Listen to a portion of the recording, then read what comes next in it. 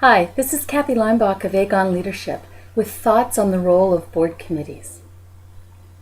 Boards often use subcommittees to get some work done that would seem rather onerous to be doing at board meetings.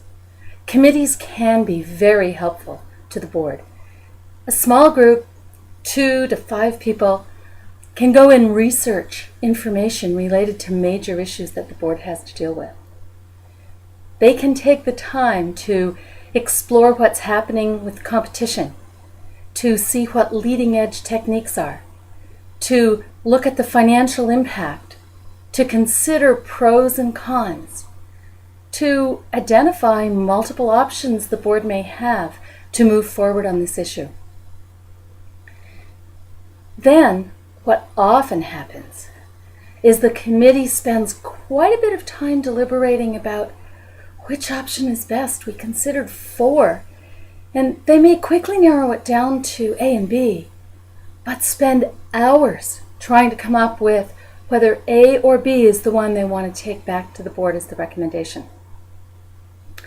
So they finally decide B is the best choice. They come back to the board meeting and report to the board and get bombarded with questions. Well, why did you pick this? And have you considered this? And what about this? And then maybe the board says, no, we're not going to go with B.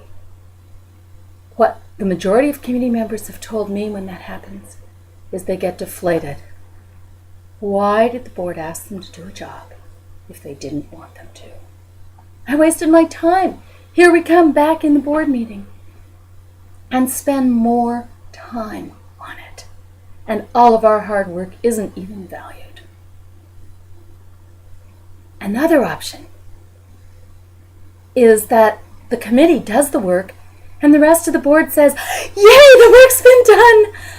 Oh, this is an issue that I really don't want to get into. I don't understand it. So let's ratify the committee recommendation.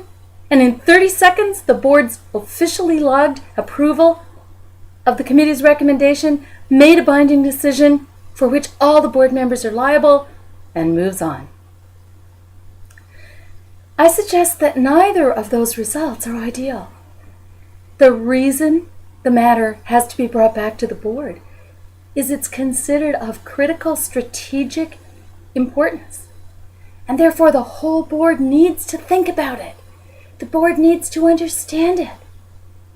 However, it's very frustrating for committee members that have spent days sometimes trying to decide between option A and option B to have a slap in the face, it seems, by their recommendation not being accepted.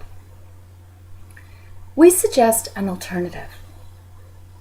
Assign the committee the job of researching, fleshing out options, considering pros and cons, and listing the background information they find and the pros and the cons of each option. Then, what the committee sends to the board members ahead of the board meeting is the analysis that they have done, the research and consideration that they've gathered.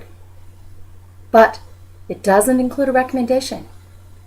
Then the board members all have to review all of the research that the committee has put together. And each, before they come to the board meeting, think, which option do I think serves our organization best? Then at the meeting, there can be a whole board dialogue. And it's only at the whole board level that there's deep consideration of which option is best. The committee has added great value to the governance process by doing due diligence and gathering background information. And the whole board fulfills their role of actively participating with diverse perspectives in decision making.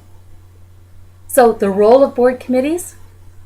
Consider giving your committee the job of gathering information so that the whole board can make an informed decision from the available options. And you will be traveling your pathway to governance excellence.